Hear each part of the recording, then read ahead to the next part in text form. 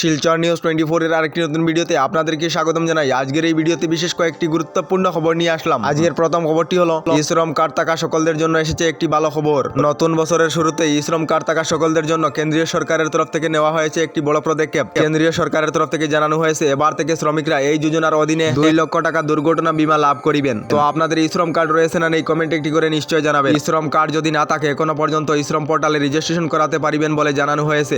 এরপরের খবরটি হলো গুগল পে ব্যবহারকারীদের জন্য এসেছে একটি ভালো খবর। এবার থেকে আপনারা গুগল পের মাধ্যমে বিদেশে পেমেন্ট করিতে পারিবেন বলে খবর এসেছে। অর্থাৎ ইউপিআই এর মাধ্যমে আপনারা বিদেশে পেমেন্ট করিতে পারিবেন। এরপরের খবরটি হলো বর্তমান সময়ে দেশের শিক্ষা ব্যবস্থা অনেকটাই ডুবে গিয়েছে। বুধবারে প্রকাশিত অ্যানুয়াল স্ট্যাটাস অফ এডুকেশনের রিপোর্টে জানানো হয়েছে দ্বিতীয় শ্রেণীর বই পড়িতে পারিতেছে না 14 থেকে 18 বছর বয়সী ছাত্রছাত্রীরা। শুধু তাই নয়, ইংরেজি বর্ণমালা চিনতেই পারছে না। এই রিপোর্ট অনুযায়ী বর্তমানে দেশের শিক্ষা ব্যবস্থা অনেকটাই নিচে নেমে গিয়েছে বলে জানা গেছে। এরপরের খবরটি হলো এসএইচজি গ্রুপে থাকা রাজ্যের লাখ লাখ মহিলাদের জন্য এসেছে একটি ভালো খবর। আসাম সরকারের তরফ থেকে ঘোষণা করা হয়েছিল আসামের 39 লক্ষ মহিলাদেরকে 10,000 টাকা করে অনুদান দেওয়া হবে। এই 10,000 টাকার আবেদন ফর্ম আজ রাজ্যের বিভিন্ন জেলায় দেওয়া হবে বলে খবর এসেছে। তবে বরাক উপত্যকার 3টি জেলায় 20 জানুয়ারি তারিখে দেওয়া হবে। মহিলারা এই ফর্ম ফিল আপ করে জীবিকা সখী অথবা পঞ্চায়েত কার্যালয়ে জমা দিতে হবে।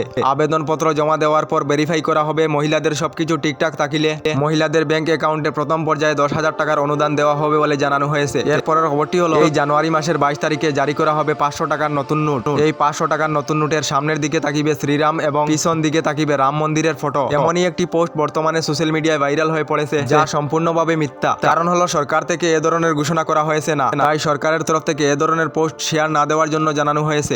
এরপরের খবরটি হলো 2024 সনেতে আবার আরম্ভ হয়েছে সরকারি শৌচালয়ের আবেদন প্রক্রিয়া। যে সকলেরা এখনো পর্যন্ত সরকারি শৌচালয়ের জন্য আবেদন করেননি তারা সরকারি শৌচালয়ের জন্য আবেদন করিতে পারিবেন। যে সকলেরা এখনো পর্যন্ত সরকারি শৌচালয় লাভ করেননি তাদের জন্য এসেছে একটি সোনালী সুযোগ। যে সকলেরা বর্তমানে সরকারি শৌচালয়ের জন্য আবেদন করিবেন তাদেরকে 2024 সনের ভিতরে সরকারি শৌচালয় দেওয়া হবে বলে জানানো হয়েছে। তো আপনারা সরকারি শৌচালয় লাভ করেছেন না কমেন্ট একটি করে নিশ্চয় জানাবেন। এরপরের খবরটি হলো আয়ুষ্মান কার্ড থাকা সকলদের জন্য এসেছে একটি খারাপ খবর। এবার থেকে আপনারা আয়ুষ্মান কার্ড দিয়ে 196 ধরনের রোগের চিকিৎসা করাতে পারিবেন না বলে জানানো হয়েছে।